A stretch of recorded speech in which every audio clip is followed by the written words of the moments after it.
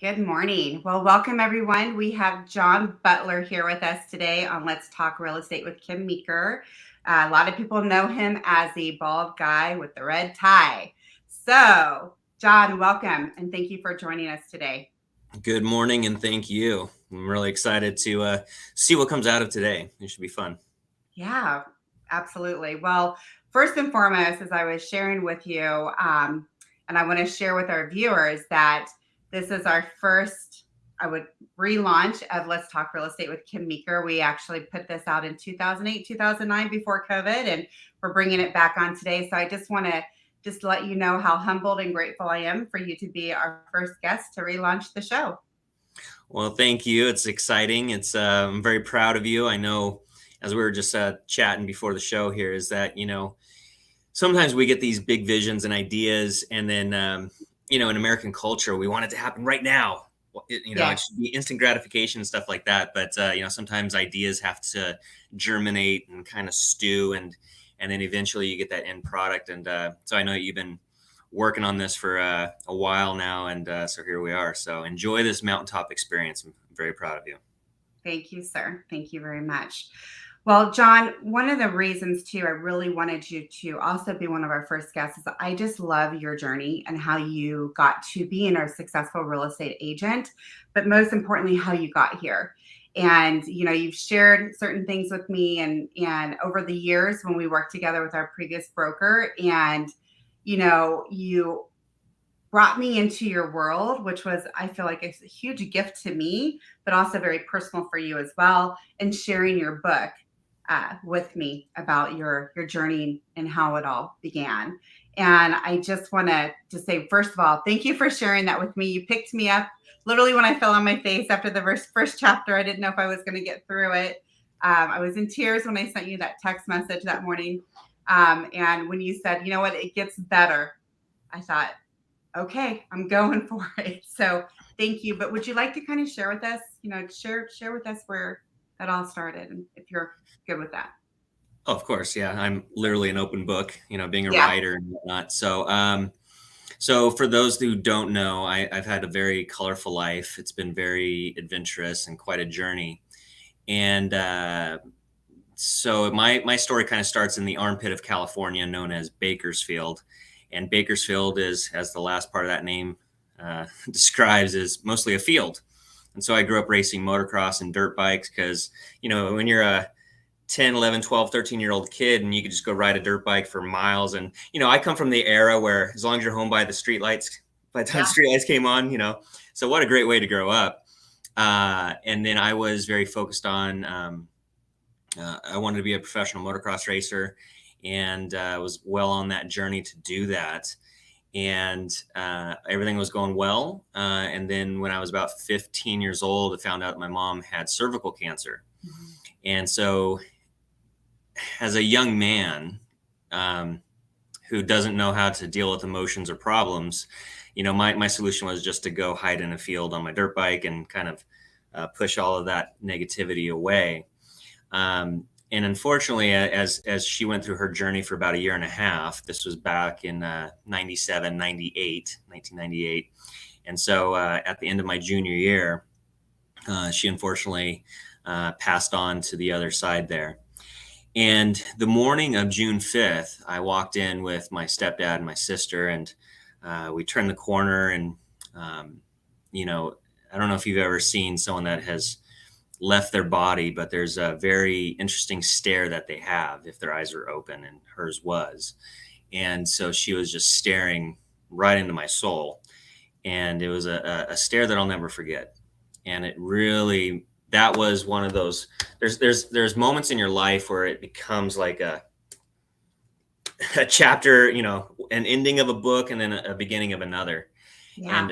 And so at that moment, I started this whole new journey where I went from going, from being a 3.8 grade point average student, motocross racer, I was going to go to college and be a business major and all this kind of stuff. And all of a sudden, all that was thrown out the window. And it's like, okay, well, how do you survive without your mom? Because my mom Mhm. was the foundation of our household. And so as I went through that journey of being 16, 17, 18, 19, 20 years old, I didn't necessarily have the healthy support systems in place. And so I decided to make decisions that, was trying to self-medicate, and numb that pain. And so basically I went on to a psychedelic adventure from 18, 19, 20 years old. And so I always say that I dropped out of college, but I got my master's degree in psychology from LSD University. Yeah. And but the reason I did that, looking back now, retrospect's always 2020. But what I was doing is I was self-medicating, and but really I was trying to discover who I was Hmm. after her loss, because she was so much a part of my identity and literally 50% of who I am, right? That you're 50% of your parents. And Yeah. so it was very rough. I was homeless, not on the streets, but definitely surfing couches for about 2 years. I think in 2 years I moved 24 times. And but the whole time I was journaling and I was writing. I started writing probably when I was about 14 years old.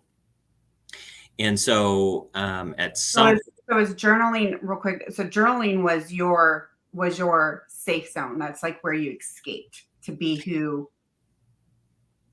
you And you know what were. actually inspired it? Remember Doogie Howser, Hmm. Yeah. that show? And remember how he'd always type out like how his day went? Yeah. So that's where I originally got the idea from, was Doogie. Really? Okay. And so I remember when I was 14 and I got my first computer, I'm like, "Ooh, I'm gonna do that. I'm gonna write." And Yeah. so, but it turns out that I was actually pretty good at writing. Because when I was about 19 years old, I read my dad a little snippet of what was going on in the hell that was my life at that point. He's like, "Wow, that sounds really good. That could be a book." I was like, "Wow, a book, huh?" And then so that kind of planted that seed. And at that time, Oprah was huge, Yeah. and Tom Cruise was jumping on her couch because he was in love with Katie Holmes at the time. And I was like, I want to jump on Oprah's couch. I want to sell 1 million books. And at that time, I'm homeless. I'm unemployable. Besides selling dickweed shirts, which is, I'm sure we'll get into that. And and so I figured if I could write a book, then I would be rich and I'd be on Oprah, and life would be good. And that's my meal ticket. And so I went down. I left Bakersfield to go down to Ortega Highway to live with my aunt.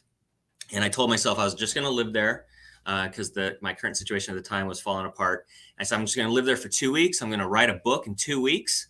And then by the end of the summer, I'll be on Oprah, and then I'll be rich, and then life will be good. And life doesn't always work out that way, right? And so Right. what we were just talking about, your journey of making this podcast, is sometimes you get the idea, and then sometimes there's the growth gap, the Hmm. time that it actually takes to blossom and be fulfilled. And so, I started writing my book at 19, and I think I published it when I was about 26. So it's about a 7-year journey.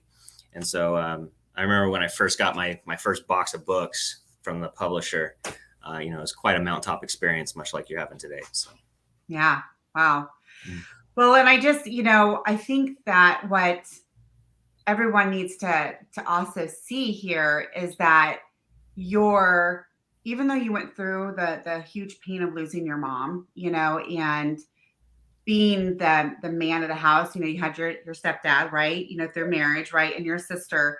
But, some similarities that I felt to you when reading that book that I didn't know until I read the book to myself was I have step siblings as well, right? I mean, I was raised with them being known as my brothers, right. but I'm really my own individual person. And Yep. they're 8 and 10 years older than me. So I did kind of grow up as a single child, but it was just me and my mom.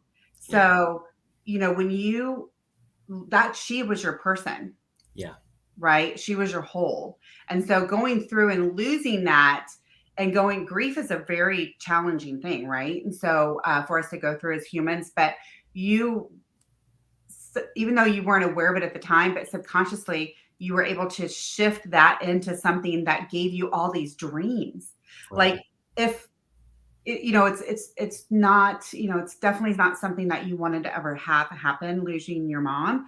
But had that have not happened, you would not have had possibly those dreams of being someone even bigger and better, right? Like, of course, motocross, it can be huge, as an athlete. A lot of people don't realize, motocross, you're an athlete, right? Oh I yeah, very mean, much so. and it's very challenging and tasking and competitive and all the above. But because of that situation and being at your aunt's and your dad telling you, that could be a great book. Like just all those wheels were turning in your head, regardless if you were homeless and on people's couches. Something was the beginning to something really big was happening. Something was being birthed there, right? 100%. And, Yeah. um, so going through that psychedelic phase of my life of 18, 19, 20 years old. Um, and I know a lot of people they have a lot of misunderstandings about psychedelics. They think that it's the hippie, the hippie, colorful phase of things. But there was something very needed during that time where, I was basically trying to figure out who I was.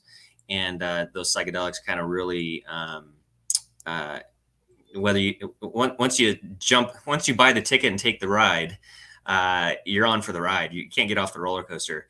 And so the thoughts and the rearranging of reality and just all of those things of discovering who I was times 1,000. I mean, your Mhm. thought process on one of those experiences just is on super speed, light speed. And so it was really fascinating to kind of see the inner workings of my mind and my soul, and really have a different perspective of reality and life. And so that's why I think I have such a different approach to this business, to life, to writing, to artistry, all this kind of things. I don't encourage people to go jumping into it. It's certainly not something that you want to play with willy nilly. But for me at that time, that was a very important phase. Yeah. And the lessons that I learned from it, you can't gain anything until you lose everything. And so I lost everything during that phase of my life.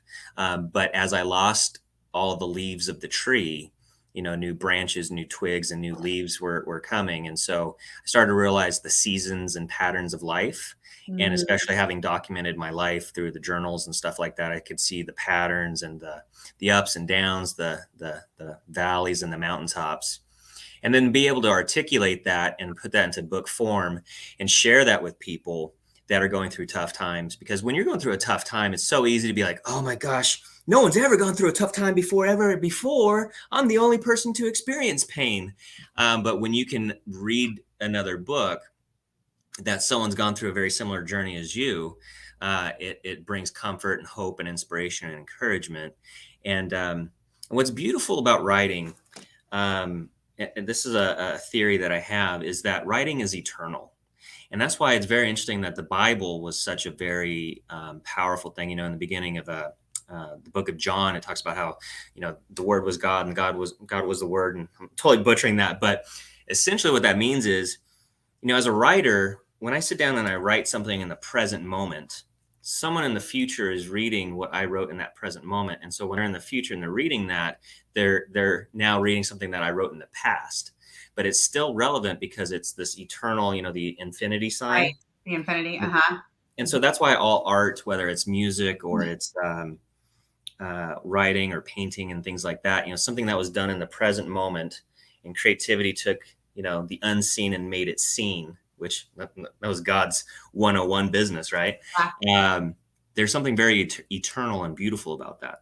So if anybody's thinking about writing or developing their art or whatnot, I would highly encourage you to do so, because it's not only just great for yourself, but what that can do for other people is very inspiring. So you really, and we talked about this earlier too, is you're always coming from a place of contribution, John. Like even when you went through that period, being, testing out the drugs and trying to find out who you were, right, with your friends and stuff. And a lot of people, have done that, but where it took you and the path that it took you to where you utilize ideas that came into your mindset in order to thrive, right? And just stay alive. Yeah. So that also birthed some other entrepreneurial gifts that you didn't know that you had as well, your mindset and stuff. So share a little bit about where that took you on your journey of entrepreneurship, if you will. So as far as the entrepreneurship, I would definitely attribute a lot of that to DNA. My father is an incredible marketing genius, and really my whole Butler side of the family. They're very marketing oriented. To put it in good context here, you know, a lot of families will get together for their family get-togethers, and they'll talk about sports, and you know, their sports families and stuff like that. What we would do as a family is, you know, somebody would say something funny because we're all verbally witty, and our family's awesome. But someone would throw out an idea like, oh, wouldn't this be a cool product? And then somebody else would chime in and say, oh yeah, and you can market it this way, and you can create this promotion and this campaign. Like that's just naturally how we talk. That's nice. And so from a very young age, marketing was just in my DNA. And so I come from a family where my mom and my biological father, they split 2 weeks after I was born. And so it was kind of that, you know, passing little John off between the parents and stuff like that. And I adore my father. He's just a wonderful human being. And I just always wanted to be next to him, be with him and all that kind of stuff. So when it was time to spend time with dad, he would take me to the office, and I would sit in the corner of the office and play with toys or whatever. But I would listen to him negotiate. I'd listen to him talk about marketing campaigns with his art directors and stuff. My dad is one of the original pioneers of putting televisions in Suburbans back in the 80s. And so he was one of the ones that came up with that concept.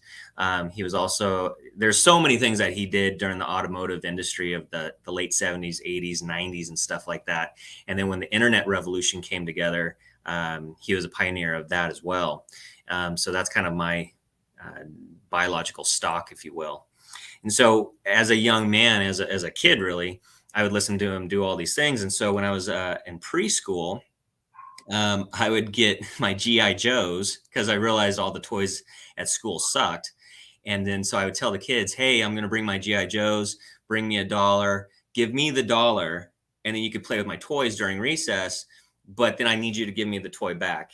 So I was renting out my toys, not selling them. I was renting them because I wanted the toy back, but I wanted to keep the money. Yeah. And so that was at 4 years old. And so that got busted when my mom, I think we're at McDonald's, and she was short a few bucks for the meal or whatever. And I pull out a big old wad of cash as, you know, a 4-year-old. And she thought I stole it. And then, so that was kind of my original business, was renting out my GI Joes for $1 down the playground. And then I was always the top seller for all the fun campaigns at school that happens, you know, cookies and all that kind of stuff. I would paint rocks and then sell them to the neighbors. And I'd say, well, you could use it as a tire stop, or you could put in your garden and stuff like that. Now, I'm not an artist with paint. It was literally just, you know, finger paint on a rock. Yes, because I was a cute, charming kid that they would give it to me, right? And then I think I was about 10 or 11. I started a pooper scooper business. And then when I was 14 and I was in the motocross racing thing, my mom and stepdad, they realized, well, hey, if we're going to be at the races every weekend, might as well try to turn this into a tax write-off of business expense. And so we started a trackside motorcycle accessories business called Factory Edge Accessories, where we would change tires, sell goggles, you know, little accessories that, you know, racers, they forget on the way to the track. And so they need to pick something up. And so that was one of my first businesses. And then so I created all the advertising and marketing campaigns. And so I did that as a 14, 15-year-old. And then after my mom passed away, I was with one of my racing buddies named Brady, and he had a clothing company that they started, or they did a batch of shirts basically, and it was called Dickweed. And so Dickweed was named after their wiener dog named Sir Reuben Dickweed the 21st. And so after my mom passed away, I had a businessman that came into my life, and he said, hey, I got $20,000 to invest. I'm looking for, you know, a creative project. You know, do you got any ideas? And then so I talked to Brady, and he's like, why don't you do Dickweed? And so we started selling Dickweed shirts. But the businessman, he was kind of a father. And so he's like, I don't like the name of that. So he didn't want anything to do with it. And so my stepdad, I pitched the idea to him, and he's like, well, that sounds like a pretty good idea. Might be some good experience for you.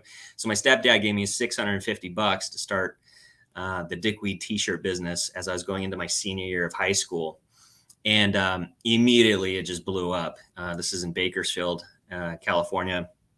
And in your senior year, you can join the work experience program. And, you know, with the thought of you're going to go work at McDonald's or Taco Bell. And they sign your little, your sheet says, okay, they showed up, give them an A+ or whatever. Well, I went to the teacher and I said, hey, I own my own business. Can I be in the work experience program? And they're like, well, we've never had that happen, but I guess so. And so I was able to give myself a grade, which of course was always an A plus. Yeah, Um, of and then, course. so the dickweed shirts, that's what kind of got me through that rough phase I was talking about earlier, that 18, 19, 20-year-old stage, because I would get enough shirts and I could sell them, and then I would live off of that money. So I didn't have to get a real job per se. And then when I was about 21, I started a Christian motocross ministry. This is after I gave my life to Christ, and I just really had a burning passion to take motocross, which was my passion growing up, and then see if I can use that as a form of ministry. And so I became the promoter of the freestyle motocross team, Christian Motocross, called CMX. And I would be the guy on the microphone at these events, oh, look at a heel clicker, can, knack, all that kind of stuff. And so I was the promoter, because I'm just a natural marketer and promoter and things like that. So that's just a couple of, I don't know if you want me to keep going, but that was part of it. Yeah, but that was where, you birthed all that and you got the experience and you got the quick success, right? And so within that, of course, success leaves clues, right? Right. And so with the clues that it left for you, you just kept building on top, on top, on top until you got that break. So let's fast forward. When did you decide to get into real estate? When did you actually decide to come on over to, the real estate side? I know you moved down to Temecula. So kind of take us fast forward into that area so we can talk a little bit more about your real estate business and how those experiences you've utilized in your business to today with your marketing, the Bald Guy, where that was birthed from and such. Absolutely. So I'll end off on the previous, what we just chatted on, because I'm a big believer in design and symbolism and all that kind of stuff. So I'm not sure a lot of people know this. So I'll point this out, and it's probably going to blow your mind. So you see the logo behind me here? Yeah. See, that's a t-shirt. Yeah. See, that's a helmet. Yeah. And see the red tie? Uh-huh. So when you talk about stacking and building all these different businesses and stuff like that, so the t-shirt business, that's kind of a hidden symbolism in there, and then the helmet, and then the red tie. And so, because that's where I learned a lot of my promotions, was from the clothing company and whatnot. So, but I don't know if a lot of people even know about that. So I thought I'd point that out to you I did on not your know about show. that. Yeah. Yeah. So there you go. So in regards to getting into real estate, at that point, I had left Bakersfield. I arrived in Temecula on January 2nd, 2004. And I had literally spent my last $5 on beer in Boston, because I went to Boston for about 6 weeks, because I was at one of those transition points of life where I wasn't sure, like everything kind of closed down in Bakersfield. All the leaves had fallen off the tree again. I had a long-term relationship that ended. The ministry got closed down. All these things started closing down. And so I want to point that out, is that, sometimes we go through life and there are things that fall away, and we try to struggle and hold on to it. And we go, oh my God, you go through that panic stage, but that's just the natural progression of the seasonal phases of your life. Yeah. And so for those that are listening to this, and maybe things are closing down, you lost a job, maybe someone passed away, relationships fell apart or whatever, that's okay. You're going to get through it. And really, it's just the natural progression of life. So I arrived here completely broke. All I had was my laptop, my Bible, and my clothes. I moved in with my grandparents in Temecula. And then her big thing is she wanted me to go to college.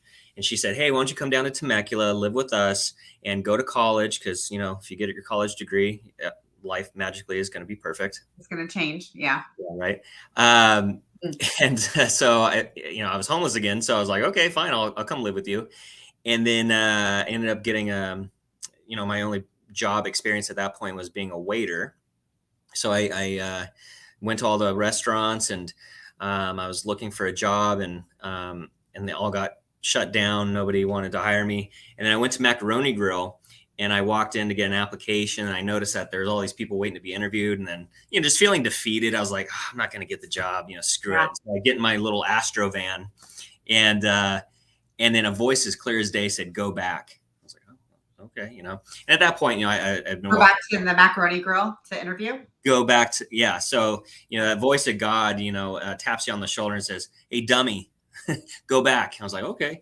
So I go back, and then serendipity stepped in and ended up getting the job. And then a few weeks later, it was Valentine's night, and I see this cute little strawberry blonde, she had the pigtails, just gorgeous, gorgeous woman standing at the end of the counter. And it was Valentine's night, and I said, "So what are you and your boyfriend doing for Valentine's tonight?" And she's like, "I don't have a boyfriend." I'm like, "All right, cool." So a little background research. And Yeah. then a few days later, she was waiting for a ride outside. And I said, "So what time am I picking you up for the movies tonight?" And she said, "You tell me." I was like, "Yes." And then, a year later, we were married. So, And um, that's Jen. so I set that up because as I became a married man and then had one child and then two children, I realized I had something I had to provide for my family. And there's nothing like the pressure of providing for other human beings as a good motivator. So at that time, I was still working in restaurants, and I was working at the Red Lobster at that point in 2006. And I was about to go get a job at Pechanga Resort and Casino. But when I was working at Red Lobster one night, I was cleaning up all crab legs underneath the table, and I was entertaining people. I'm a great waiter. I'm fantastic. I'm entertaining. It's just a good time. I bet. Yeah, it's really fun. And Mike and Robin Zing, which I'm sure they're icons here in the local real estate market. They were sitting at a table and they said, "Hey," they waved me over and they're like, "Man, you have a really good personality. Have you ever thought about getting into real estate?" And I said, "Realtors, they drop babies and they kick puppies. Why would I do that?" Right? Like, I just viewed realtors as in a very negative way. And I was like, Yeah. "All right," I'll take his business card. I'm like, "All right, thanks, guy." And then a few weeks later, I was watching one of those late night infomercials, and is one of those hour-long programs where if you buy my book, you'll be an instant real estate success and all this kind of stuff. And I was like, I could do that. And so I called Mike Zing, and he got me enrolled in real estate school. And you can take real estate school in about 6 weeks here in California, and it took me 18 months because the ADD kicked in and just trying to be a father and provide for my family. But it all came to a head when I had already transferred over to Pechanga Resort and Casino, and I was a casino host. And this was in 2008. And at the casino, as a casino host, your whole job is to reach out to the gamblers and bring them in and bring them into these tournaments because you're trying to build a relationship, and ultimately, so they're dropping money at the casino, right? Right. And but nobody knew who I was at these tournaments because there'd be thousands of people. And so, as a joke, when we're cold calling, all of us casino hosts, there's about a dozen of us, and we're cold calling our list. And I started telling my people on the phone, because I was trying to make the other people in the room laugh. I said, "Well, come find me. I'll be the bald guy in the red tie." And everyone, ha ha ha. Well, at the tournament that weekend, as casino hosts, we had to go find our guests, which is impossible because you don't know what they look like. And, there's thousands of people, but all of my guests were coming to me. Right. Because So of I your had, tie. Yeah. because of the red tie and the bald head. Uh-huh. So, and being a marketing guy from my whole history and background, I realized, marketing is all about visual differentiation. That's what branding is. So if you can stand in the middle of a crowd and like, for example, if you're in a crowd of 1,000 people and they said, "Hey, here's the logo. Can you find out where that person is?" Most of the time they're like, "Not really." Right. But hey, who's the bald guy in the red tie? It stands out like a sore thumb kind of thing. Right. So I realized the light bulb went off at that point. And then concurrently, I had a friend that got me into the Monavie multi-marketing juice business. It's like $100 bottle of grape juice that was supposed to magically, heal you. And so I figured, well, these gamblers, they're dropping thousands of dollars into slot I can machines. afford that. Yeah. Yeah, you can afford $100 bottle of juice. So I was on the down low selling Monavie juice to my gamblers. And then, casinos, they have cameras every 3 feet. They know exactly what you're doing at all times. And so they called me in for the private investigation. And I just immediately knew, I was like, "Oh, I'm done." And so they lay out all this information. It looked like an FBI interrogation.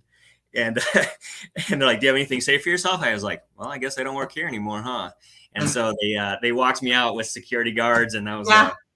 Oh my gosh. I could Mhm. totally see that too. And it's like, oh my gosh, when you Did work, like I remember working for companies, back in the day, and being so stressed out to make sure that I was following the rules and doing Yeah. everything they wanted me to do. And I had nothing for myself. Like I just only, like I was a slave to them. And I Right. feel like, there's a lot of companies that work and they manage by intimidation. That is probably the biggest form of intimidation right Yeah. there that you could think of. And it's like, listen, I'm a human. I was just selling some juice over here. I'm not selling drugs. Like, Well, yeah, and it's funny how we rationalize things because I was like, well, if the gamblers are healthy, then they'll be they'll more, spend more money and they'll they'll come spend back. more time. But they weren't having it. The casino was like, yeah, no, you're fired. Okay. Did you get this magazine in the mail, by the way? I sent it to you the other day. I will check to see. I don't know. I don't have it yet, but that's All right. Well, I sent it lobsters to with the you. red ties. Oh, I love that. Yeah. So let me see if I get that. So my assistant, she actually worked at Red Lobster as well. Oh Like I yeah. know so many people that worked at that restaurant, and then of course, our old brokerage is in the same parking lot, and that Yeah. ironic. But a lot of people started there at that restaurant in this valley. Like, Well, that's I crazy. think restaurant work is incredible. I think it's a great training ground for realtors because I as think a waiter, everyone, and I even tell my boys, only one, waits. He's a bartender yeah, now, for a brewery. Well, it's actually a pizza place, but he also worked for a brewery as well here in Temecula. But I told them when they first got their jobs, I said, you need to wait tables. Like yeah, you have to be in the restaurant industry. It teaches you how to speak to people. It teaches you about humans, how we act, good and bad sides. But, yep. it just really sets you up for life. I think everyone should have to be in the restaurant industry at some point. Customer service, 100%. 100% agree with you because it teaches you about being of service, teamwork, coordinating. Because it's very similar to real estate in the sense that you got to be nice to the kitchen staff, or else your food's not going to be coming out on time, kind of thing, right? Right? It's like Yeah. when people are screaming at escrow officers, I'm like, why are you doing that? Because you want them on your side. You want them on your side, Yeah, you don't. And I think anyone that's ever done a deal with me that they realize that even when problems come up and the poo hits the fan, I'm always pretty level headed and just try to find the best situation and make it a win-win situation for all people. I think that's where our industry kind of went wrong so many ways is that people have this mentality of us versus them. And they have to start crap out of a contract just to prove to their clients that they're fighting for them, kind of thing. It's like, we're all trying to get to the same direction. Let's be kind. Let's figure Ego. out, let's understand both sides of the table and let's try to just make it a good solution happen. But it just baffles me when people want to pick fights over the smallest things. But that's my perspective. And that comes from the restaurant business. So Yeah, yeah, absolutely. I started, I started, Burger King was my first job at 15 and a half. Hmm. And then I was a telemarketer as well. I had two jobs in high Right. school, right? So I was a telemarketer for a mortgage company. That's how I got my start in the industry at 15 and a half on the phones. Well, and then at 15, actually, as soon as I could get my work permit, I was door knocking and selling windows, siding, and doors. So you had all the ingredients for Oh being a my gosh, successful all worker. of it, right? And I had a newspaper route at 11. Like So you seriously. have that same drive, Yeah. Oh, Yeah. yeah. I mean, I just, I think, well, my story is very similar, but I mean, I had to hit the pavement running. Yeah. I was a foster child as well, so there's some history there. But I always had to fend for myself. Nobody else was going to do it for me, right? Yeah. So it's hard for me to actually have empathy for those that don't come from that, and I've had to do a lot of work on that Yeah. in my adult life to have empathy. Empathy has just never been in my vocabulary. Mm. So anyway, another story. But so moving into your real estate industry or your real estate career, so you got started, and I'm going to bring this up, and I actually was trying to find the property the other day. I'm going to have you look it up and tell me what the address was, because this is when you and I first connected. And I think it was 2008, in fact, because we had just moved to Temecula. Yeah. It must have been like one of your very first listings. Yeah. And I remember pulling up to the property. It was, out like it was Hemet, but Winchester, like back in the day when it was just all like the sea of short sales were coming out. Yeah. right? Yep. And I think your seller was still trying to sell and they were coming in and the market was folding, right? Yep. And, back when we were starting to, we just, it was either a short sale. The bank owns weren't even really out yet. They were just folding out, like, right? Just, I think Bob Cadez was like the biggest REO agent in our valley at that time. And he had like all the listings. We even bought our house from Bob Cadez, but Everybody did. what? I said Everybody, everybody bought a house from Bob Cadez because he had yeah, all the listings. he had all the listings, right? So, Mhm. but I remember pulling up outside in my minivan and I was meeting a client for the first time at your property. And I was brand new to short sales, brand new. And so I believe I called you on the phone and you were so nice. And I sure as heck didn't expect this young guy, the bald head, the bald guy with the red tie, for you to be so young. I thought you were going to be like some old man, like talking down to me. Yes, Miss Meeker. Well, but you were so nice. And I'll never forget that conversation. And we were both new and we Yeah. were both like, what do I do? Kind of thing. And you're like, well, this is what's going on with my seller. And I'm like, okay, great. And we didn't end up, I don't think we ended up writing on that property, but I just remember your kindness and your generosity and just your friendship that you started even then. And we didn't even know each other. And then we circled back around when we were with our past brokerage where we had, it was a blessing to actually work alongside you and to get to know you more. I know we shared a lot of, amazing conversations about the market, what we're doing in our businesses. And, you were there for me to vent on a lot. And hopefully I was there for you as well. But um, I've just really respected how you have always stayed true to what your vision is for your business, right? Yeah. So, even though, there was conversations where I'm like, just build a team, just go, you can do this. And you're like, nope, I want to be right here because my kids come first and I want to make sure that I'm there for them as a dad.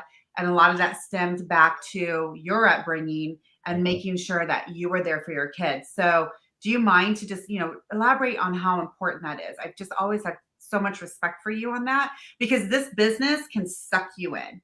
Yeah. It can suck you in, turn you around, chew you up, and spit you out just as fast as you get into it, right? And you've just 100%. always dug your heels in and you've stayed consistent. Well, so thank you for saying all those kind words. You're very generous with all that, and I appreciate that. And but to be completely transparent and vulnerable with the audience here is that because I was in such a hyperdrive of wanting to be successful, but then also just needing to provide for my family. I was working when I was a new agent from 2008 to 2015. I was a workaholic. I would work, 12, 18-hour days, no problem.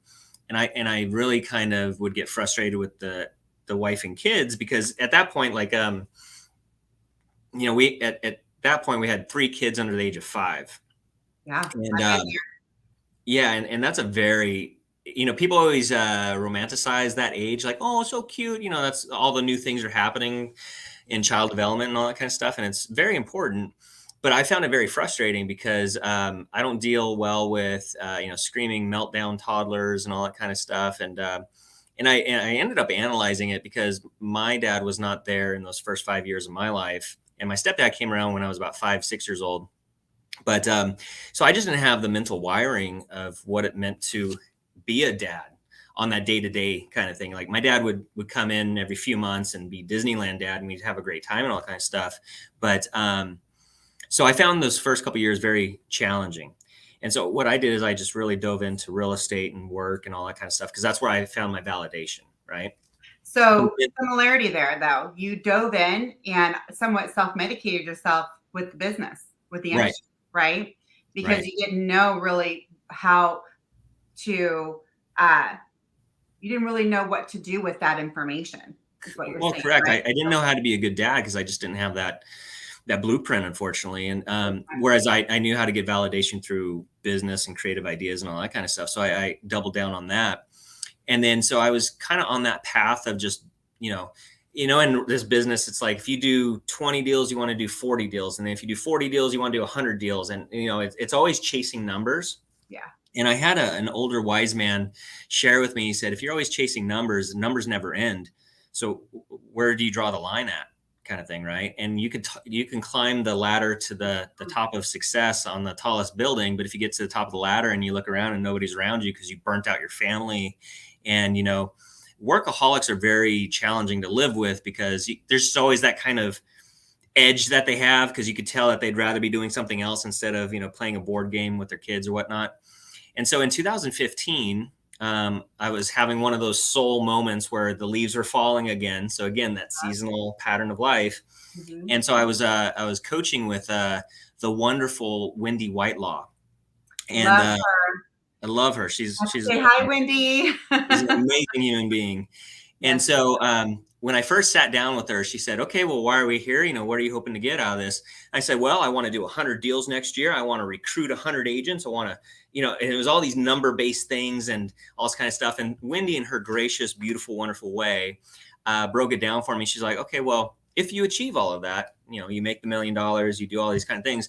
What does that get you? Like, what is it that you're really wanting from that? I'm like, well, if I had all of that, then I can go ride dirt bikes with my kids in the field and I can do all this kind of stuff.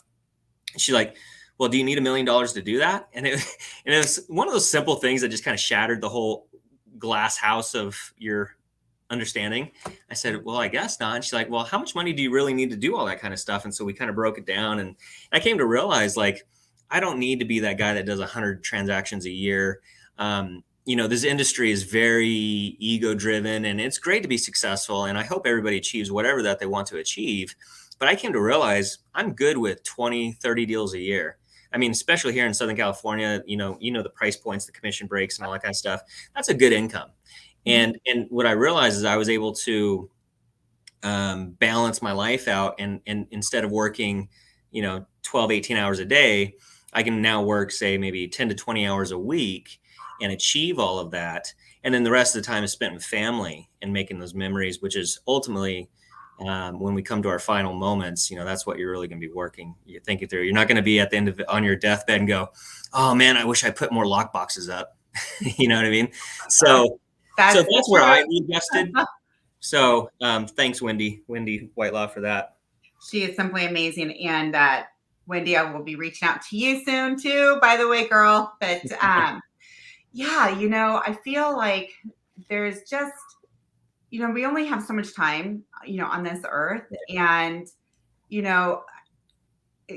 picked an industry that will suck you in, and, I've said this to agents in the past, like, if you don't know or try to figure out what you want out of this business, right, be careful.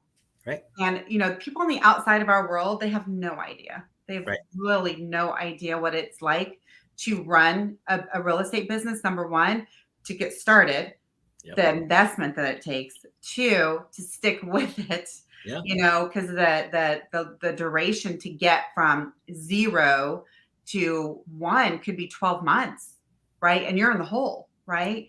But most importantly is to align yourself and get yourself into rooms where you can lean on people. And I know when we both started, I've been in the industry as a whole since I was 15.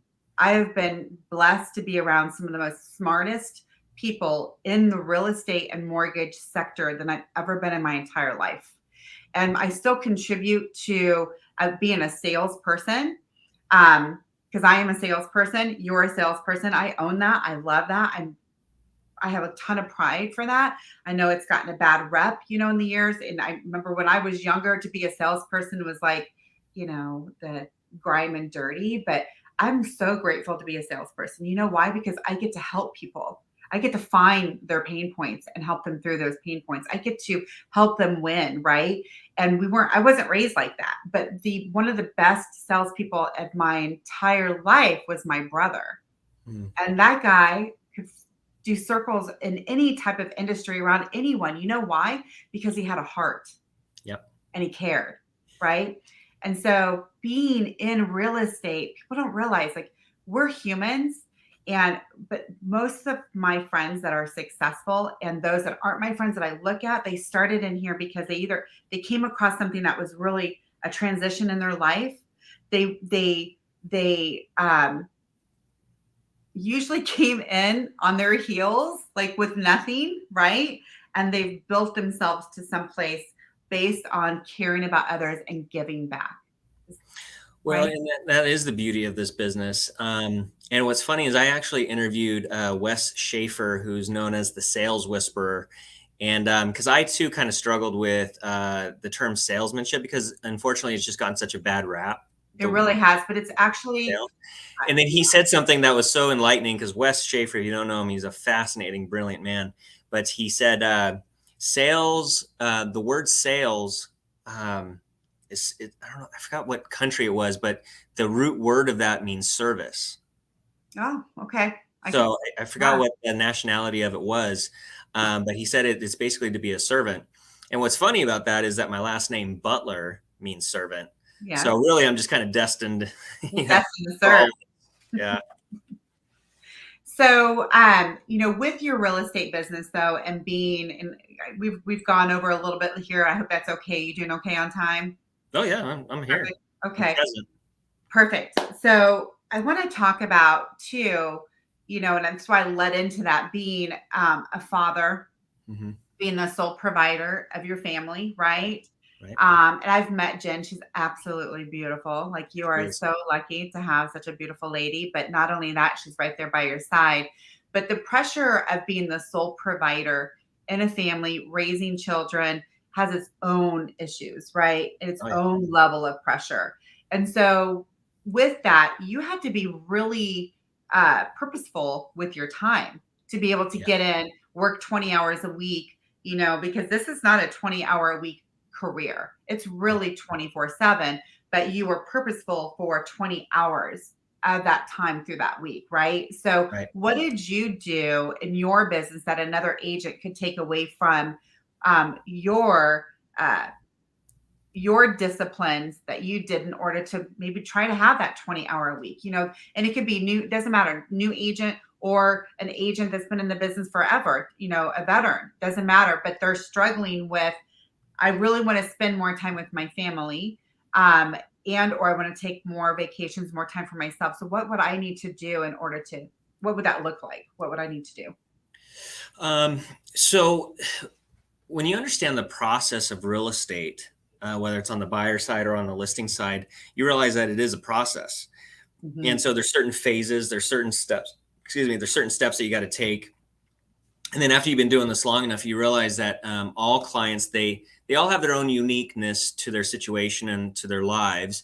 But for the most part, I would say 90% of it, you always get the same questions. You always get the same, um, uh, maybe a deal falls apart in a certain way, and all Hmm. these kind of things.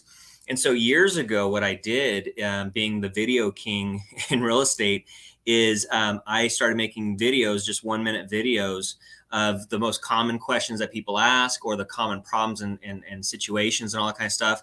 So that way, when your client calls you at 11 o'clock on Friday, which I don't answer those calls anymore, but Yeah. those panic moments that the clients have, I could just, my YouTube channel is really more a quiver for all my arrows, and the videos are the arrows. And so I can send them that video. So instead of spending 20, 30 minutes or an hour explaining the whole process, I can give them a 1 minute video and they go, oh, okay. Right. And so that alone took out a big chunk of my time needed to invest in the business. And another thing is that majority of realtors, what they spend the majority of their time doing is prospecting, which is fantastic because that's how you generate business. But using the ball guy red tie attraction based model, what I figured out at Pachanga, right? So instead of chasing the gamblers, instead of chasing your clients, I say, well, how do I get them to come to me? And Yeah. so I used my branding, I used social media, and then I used video. And I started doing video in 2009 and posting it to Facebook. And if you remember that time frame, social media was a toddler, right? Facebook was just getting its legs. YouTube was a new thing. Video marketing was a new thing. But I realized, what are my strengths? My strengths is the personality, the humor, the articulation, all these kind of things. And so I started making videos and I would put it out there. And this is before, Facebook became a pattern of algorithms and all this kind of stuff. But I was one of the first people to do all that kind of stuff in this local area. And so what it did is, instead of me having to go do open houses or cold call or door knock or farm a geographical area or whatnot, I can have fun, do what I do best, put the video out there. And then videos I would try to make evergreen. So I wouldn't say, hey, here's the July 2009 update.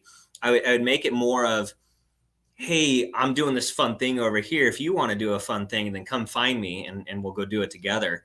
And so it turned the tables where that's where business just comes to me, kind of thing. And so I save, 20 to 30 hours a week on not having to prospect. So, whereas if I did prospect, I'd probably be a lot more successful. But that was my form of generating business, and it seemed to work. Sure. And you're still doing that today, right? So Very the much so. videos they'll live on forever. Right. And that's why I do those videos in an evergreen way. So that way they can be like, there's people that will call me off the bald guy goes to boot camp video that I did 12 years ago, and, and so it's entertaining, which it aligns with my core value system. I love to entertain people. And, I also like being on video, turn the camera on, I'm ready to go. And then people seem to like it. So you've leveraged video. And Right. I mean, I just heard probably two positions that as an agent, because that's, I think that the other information that either people that are getting into the industry and I talk to agents about this a lot. They're a year in, up to 5 years in, and they refuse to leverage video.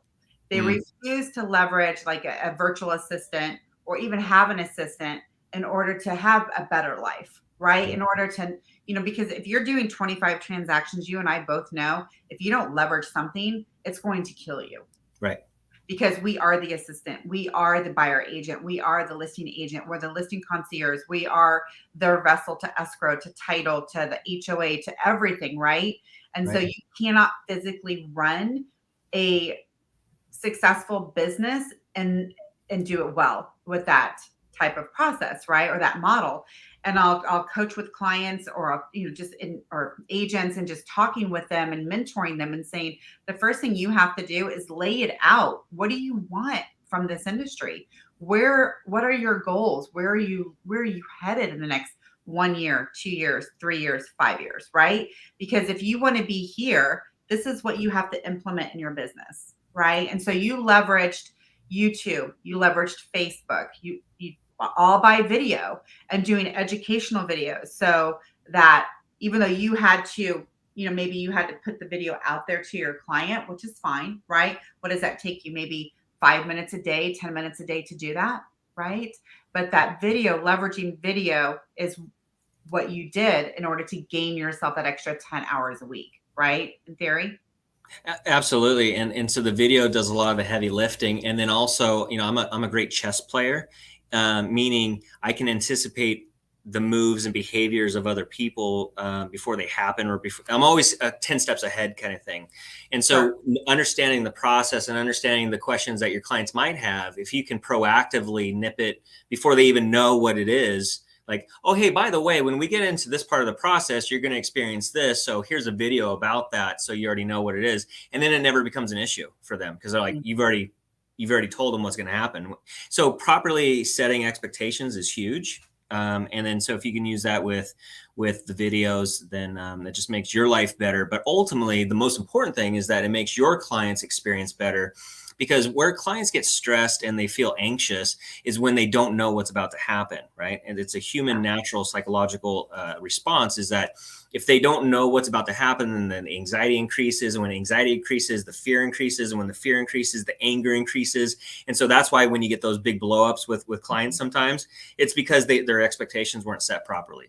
And so if you can understand the psychology of what that person is going through, and then preemptively and proactively address those issues before they even know that's an issue, that's where they get that magical experience. that's where, they get to the end of it and like, oh my gosh, that was so easy. I thought it was going to be way worse and all that kind of stuff. And they don't even realize all the strings that you're pulling in the background. They just think it looks easy. So that's what I always aim for. Right, right. Well, and if you're an agent that doesn't have the videos like what you have put together, Mhm. the educational videos, Mhm. you know, I feel that, checklists would be in order, Right. right? So a checklist where you're firing off, emails to update. But, I know for us, we have a buyer and a seller guide that we give to our clients where it's more, hands-on touching, versus maybe the videos. Mhm. I'm definitely going to write that down. It's been on my checklist to do for quite some time. To put together educational videos. So I think it's really important that the client does know the next process, especially with us being in a market right now that's more normalizing and not moving so fast. I think we could get away with it the last, couple of, and I'm going to say 4 years, because even though we were through the pandemic and it was just race, race, race, right? But 2 to 3 years, even before the pandemic, we were pretty lucky. I won't say lucky. I know we weren't lucky because we put in the work, right? But a lot of agents got lucky, Right. right, wrong, or ugly, or whatever it may be. But at the end of the day, having checklists, having a process to follow, having systems in place to be able to execute for the better experience of a consumer or your client is definitely key.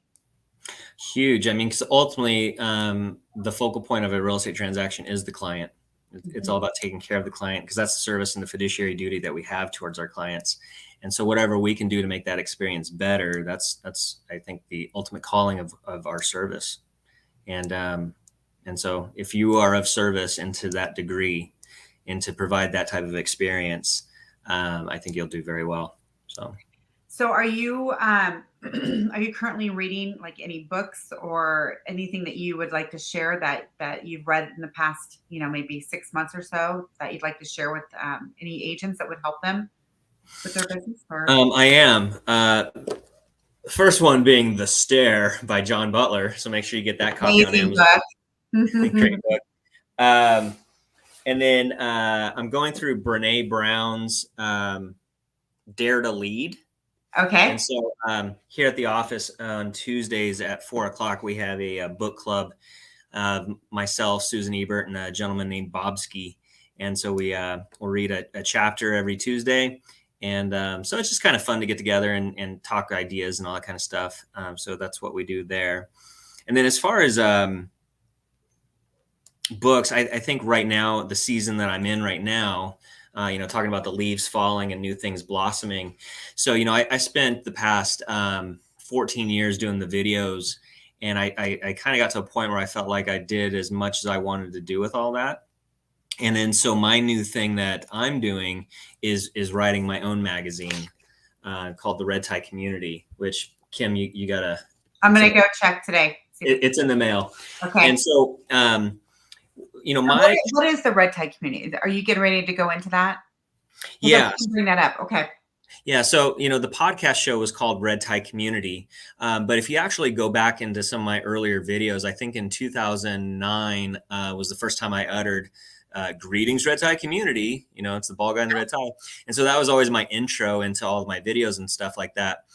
Unbeknownst to me, that what I was really doing is I was laying the foundation, because for me, it's all about the sphere of influence and the relationships that you have. And Mhm. so community means bringing multiple people together and having a unified vision for something.